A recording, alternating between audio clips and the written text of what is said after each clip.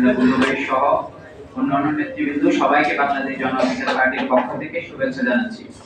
দেখুন, আজকে যে টপিক, এই টপিকটা আমি অল্প কটা কথার মধ্যে শেষ করব। আমরা 5 আগস্টের পরে, অর্থাৎ ছাত্র জনতার যে অভ্যুত্থান হয়েছে, সেই অভ্যুত্থানের পরে আমরা বলেছি যে বাংলাদেশে যতগুলো নির্বাচন হবে, শুধু এই 2024-এর ফেব্রুয়ারি নির্বাচন নয়, যতগুলো নির্বাচন হবে সবগুলো নির্বাচন হবে অবাধ, সুষ্ঠু এবং নিরপেক্ষ নির্বাচন। তার জন্য আমাদের 8 তারিখে যে উপদেষ্টা পরিষদ, এই উপদেষ্টা পরিষদ শপথ নিয়েছে।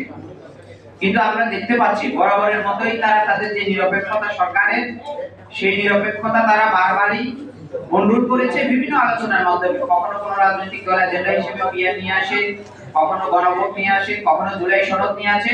অর্থাৎ এই সবগুলোর মধ্য দিয়ে কিন্তু নির্বাচনকে পিছিয়ে দেওয়ার জন্য, বাংলাদেশের আমাদের যে জুলাইয়ের পক্ষের যে ঐক্য, সেই ঐক্যকে বিনষ্ট করার জন্য।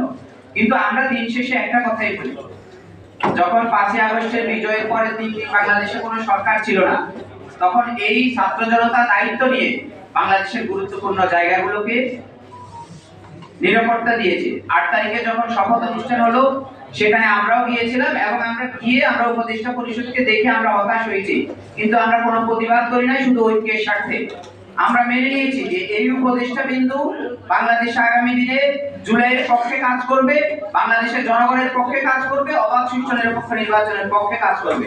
কিন্তু আমরা দেখতে পাচ্ছি সত্যিকার অর্থে যদি বাংলাদেশে রাষ্ট্রগতভাবে যদি কেউ এই জুলাইকে অবমূল্যায়ন করে, সেটা হচ্ছে বর্তমান সরকার এবং তার উপদেষ্টাবৃন্দ।